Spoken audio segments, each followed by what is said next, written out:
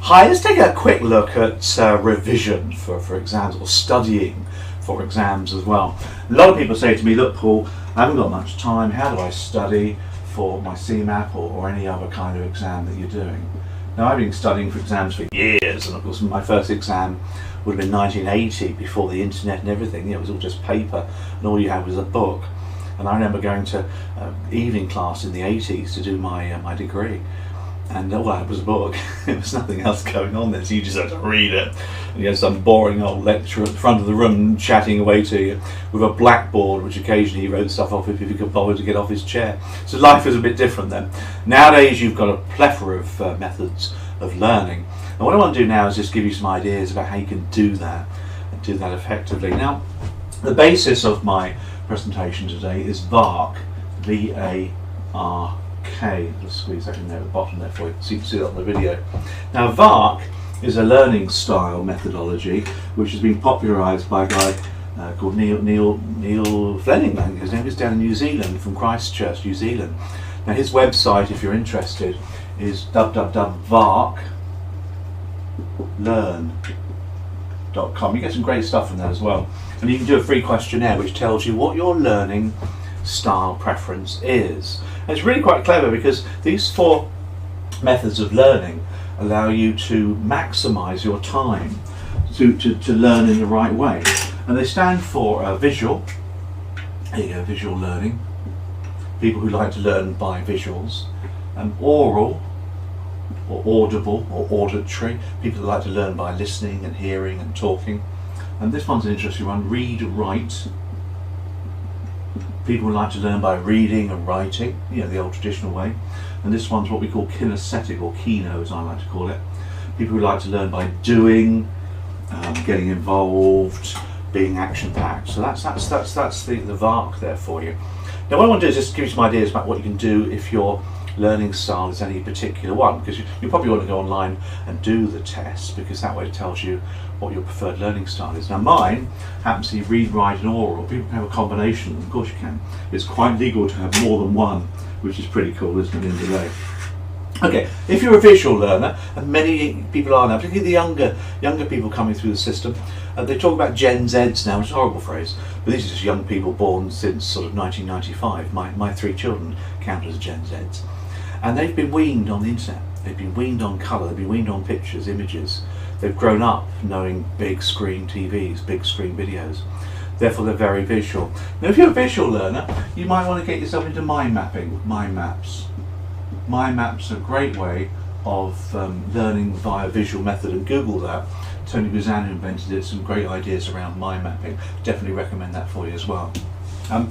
Flashcards, quite visual, as long as you have pictures on them.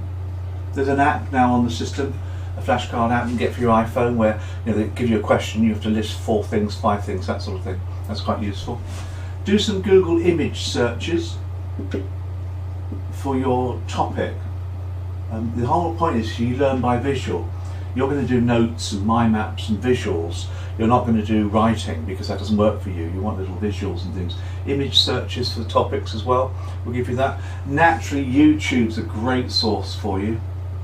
YouTube gives you visuals, videos, which can help you understand the topic. And a lot of the topic in CeMAP is very generic anyway. You can just YouTube the information as well. That obviously gives you videos as well.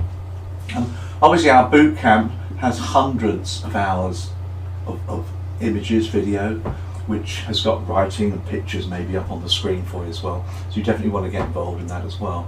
And lots of visual-based learning. Acronyms which are visual. Make sure that rather than writing down notes, you write down little pictures, little images and things, little icons. That'll help you if you're a visual learner. So there's quite a few ideas there for you as well you can use.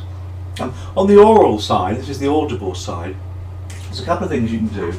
You can purchase some audio material. We have a lot of that, don't we? We have our MP3 collection.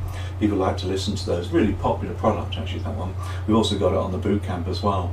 So lots of audio recordings, because you're listening to somebody talking. Video is probably good for you as well as along the way. Study buddies as we call them. Hook up with somebody that you know's doing the exam. And maybe have weekly Skype meetings or telephone calls where you talk to each other about the topic. That's quite a nice little way of doing things as well. Have lots of stories around your topic. Now I give lots of stories, lots of anecdotes when I'm talking about the topic. Again, that can help you with the oral sort of learning style that you've got along the way. If you don't buy audio, you can always record yourself doing them. Record yourself with the topic, you know, on your iPhone and listen back. Again, you've got to talk about it. You've got to listen to people and talk about it. Now, read-write is a traditional methodology.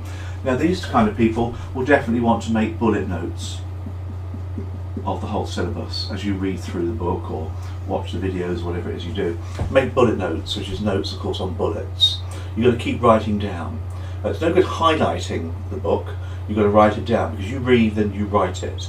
So you physically got to write down. And a lot of people take bullet notes and then they sieve them down even more into cards, bullet cards if you like. So that way they're learning along the way quickly as well. Go on websites, read around the topic, Google the topic. Obviously you've got videos and YouTube, but go on websites and start to read blogs and things around the topic, because you want to read different things as well. Best website is Martin Lewis's website, moneysaving.com. Brilliant guy. You'll learn a lot from him reading his material. Really simple, easy to understand. Very good gear as well.